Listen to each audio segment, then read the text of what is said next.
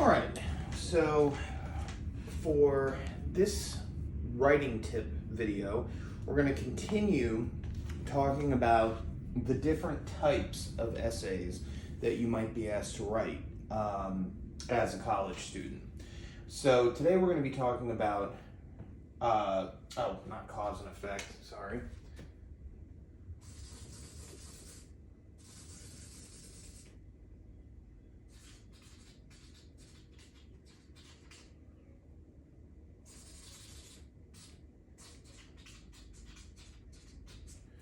Sorry, cause and effect is the next one. We're looking at comparison and contrast. So when you're given an assignment to take two similar but different things, because you can't compare something against something else if they have like no value or nothing to compare to each other with. So I know the expression, and some of you may have heard it, comparing apples to oranges. Well, it's actually pretty difficult when you actually think about it, because other than the fact that they're both fruit and they're kind of round in the case of an apple, and they do have seeds on the inside, sort of, some of the time, there's not a lot to compare between an apple and an orange. So you want to make sure that when you're comparing and contrasting two different things, they need to have at least some type of relationship with each other. So, for example, if you wanted to compare, I'm trying to think what's a really bad one. I'm staring at my dog right now. So, like, a dog and a spaceship. I mean, pretty hard to generate a lot of comparison there in terms of how they're similar. You can do a lot on how they're different, but a dog and a spaceship, or a dog and a car, if that helps you, have almost nothing in common. And you would have to really, really strain to figure out what that is.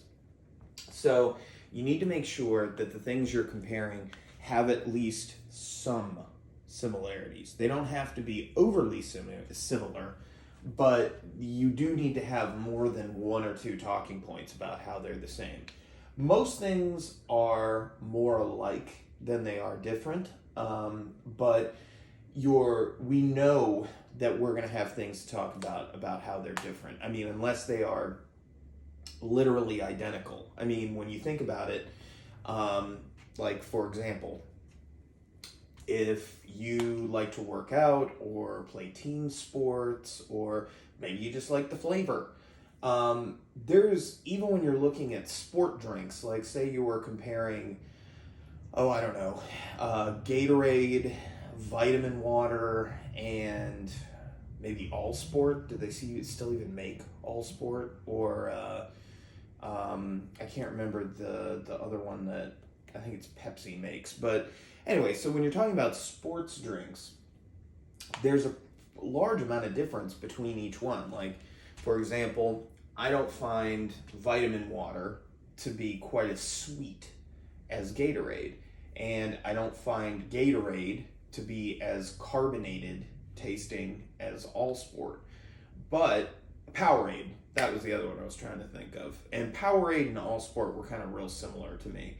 But vitamin water actually has a small amount of caffeine in it and natural stimulants. So that's something that you don't have as much in Gatorade and Powerade and things like that. So, you have to kind of think, yes, they're all sports drinks. Yes, they have a sweetness to them.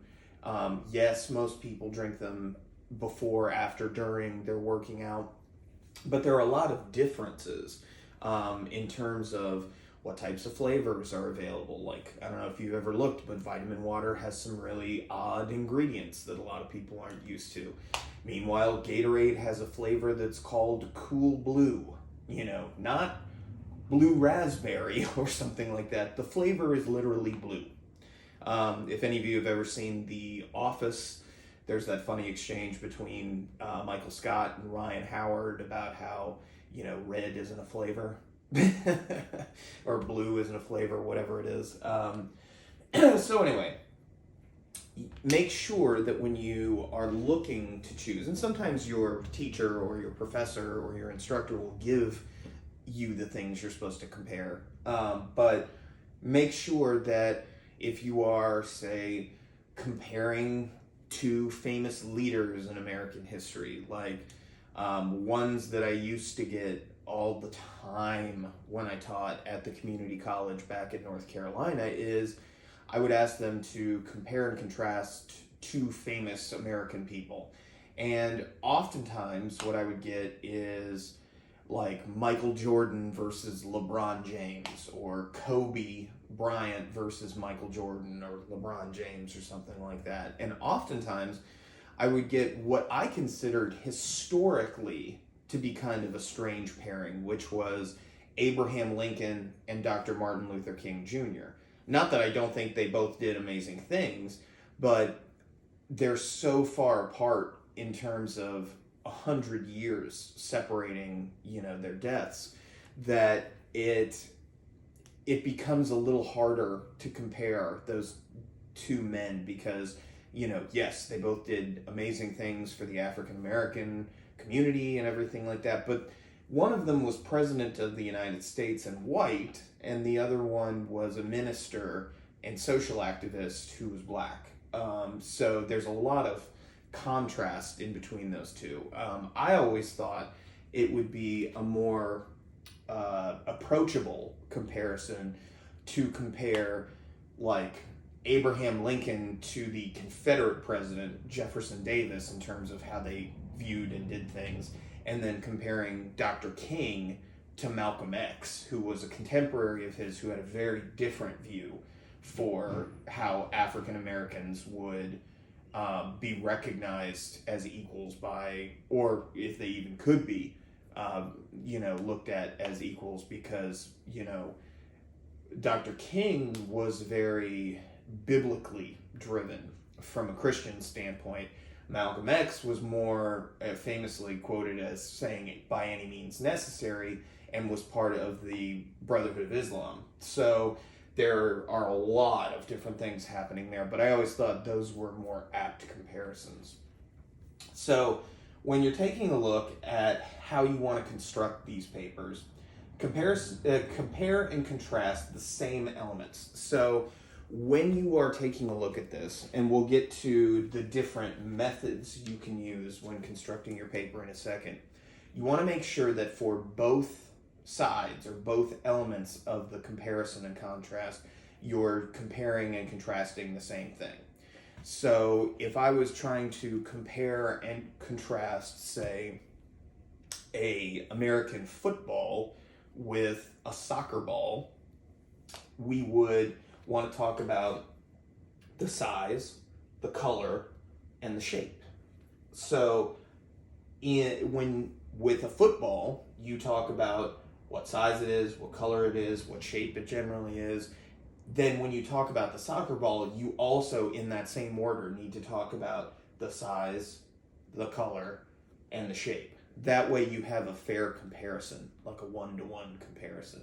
So whatever you're going to use to compare and contrast those two elements, you have to use the exact same criteria in the exact same order for both. Otherwise, your readers can get confused and it'll mess up your organization. Now, that being said, there are a couple of different ways that you can approach this. Neither one of them is more right than wrong. Certain people have certain preferences. I would suggest that if you end up having to do this, talk to your individual professor to see if they have a preference. Some like it one way or the other, others don't care, as long as you're doing what you're supposed to be doing. So that's up to you. So when we talk about the comparison method, there are basically two ways to go about this. And there may be more, but I've never thought of another way to do this. That certainly doesn't mean another way doesn't exist. It just means these were the two most logical ways I could think of to do it. So in your first here, you have basically what I call point by point, meaning, so after your introduction, when you're going into the body of the paper, you would talk about, let's just stick with the football and the soccer ball because I think that'll be easier. If we're going to talk about the size, with this one, the point by point, I would talk about what the size is of a football. Then I would talk about what the size is of a soccer ball. Then I would move on to a new paragraph where I would talk about the color of a football and then the color of a soccer ball. And then I would move on to a new paragraph where I would talk about the shape of a football and then the shape of a soccer ball and then move on to a new paragraph. So point by point literally means that you are just going to discuss one element of the comparison and contrast in each body paragraph and move on to the next one. A lot of people like this because you stay engaged with both of the items that you're comparing and contrasting the entire paper, which certain people feel like keeps them more on track, or it doesn't show favoritism to one over the other. That's entirely up to you. But at the end of the day, point by point means you take each one of these points of comparison and you devote a paragraph to showing what that is for both of them. Now, the other option here is to simply go what is basically what I call subject by subject. So this is point by point. With this one, you're going to talk about the size, the color, then the shape of a football, then move on to a new paragraph where you're then going to discuss in the exact same order the size, the color, and the shape of a soccer ball. And then on either end of this, you would have up here your introduction and down here your conclusion. Like I said, either one of them is acceptable. It's just up to which one you prefer. Certain people like this one because they can stay on topic with one particular element or one particular subject, and then they can go on and do the exact same thing with the second subject. Okay, so this one, less back and forth, just all of the football and then all of the soccer ball. This one, it's football, soccer ball, football, soccer ball, football, soccer ball. So it's back and forth a little bit more. All right, so we have point by point and subject by subject. Your teacher, professor, instructor may call them something different, but they'll get the general gist of what you're talking about. All right, so for a couple of example prompts right here, these are the type of things that you would often come across when I was teaching, or I would see other teachers doing this. So number one, and this is a really popular one, especially for entry-level English classes or first-year seminars when you're a freshman, discuss how high school versus college is similar or different. So they may just say, compare your college experience to your high school experience. Same thing. So you might talk about, what homework is like, or if you played sports in high school but not in college, you might talk about the free time that you're not used to having. You also might talk about what it's like to not have your parents, hyper focused on you doing your homework all the time. If, say, for example, you're not living at home, or your parents feel like you're an adult now, so you should be taking care of those things on your own. You also might mention how teachers are different from high school than they are in college. I mean, I'm sure some of you have noticed in high school, depending, I suppose, on whether or not you had invested teachers, they were a lot more involved in your day-to-day life. With college, it's entirely possible you can have that, but a lot of professors are, you have my attention when you're in the class, and once you walk out that door, I don't think about you anymore until I have to grade some of your papers or see you the next time.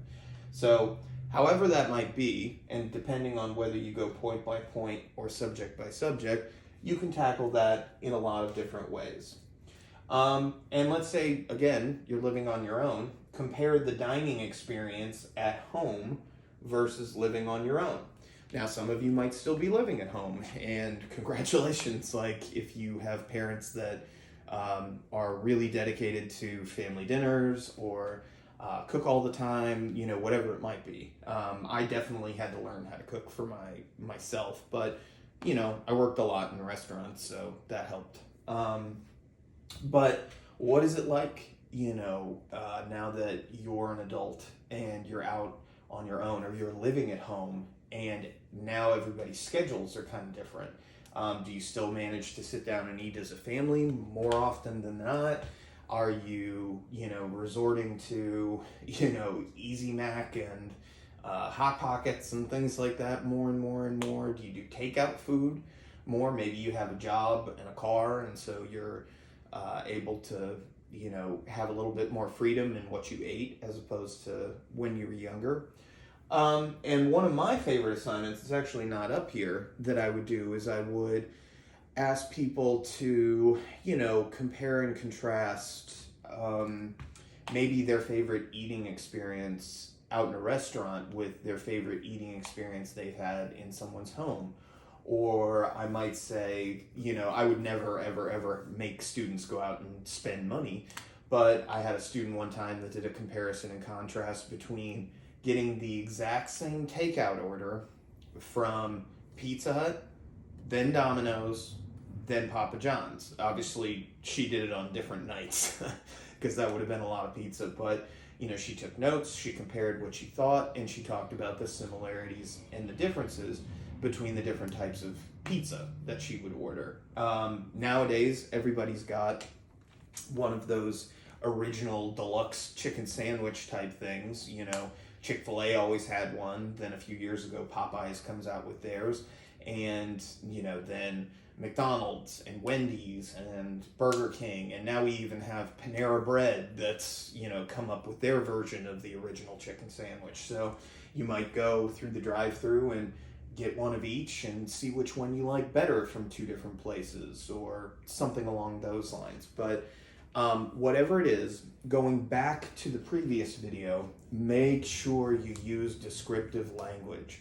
Because if you don't use descriptive language, a lot of adjectives, a lot of elements that make the reader feel like they're tasting something or they're experiencing something, then a lot of what you're trying to do, showing the similarities and the differences between these things, will be it'll be more difficult for them to fully understand what it is that you're kind of going for. So remember to be very descriptive when you talk about the similarities and the differences between things. Like, for example, like if you went to somebody, like a friend's house, and their mom made like really not good fettuccine alfredo or something like that, explain how it was not good. Like, you know, did all the noodles clump together? Was the chicken kind of cold? Like, did the sauce separate, or was it way too thin? You know, was the salad gross, or whatever it is. And, you know, conversely, if it was something really, really good, like, what made it really, really good? What made it really different than what you've experienced before? So remember, in all these, there's a reason why I did the descriptive essay first, because description really has a lot to do with the rest of these. Okay? You all have a wonderful day. I will be back with the next video, cause and effect, which obviously I thought I was doing today for half a second. But please check out the other videos, especially the one on descriptive writing, to really have a good understanding of how you should approach these. All right, have a good day, everybody.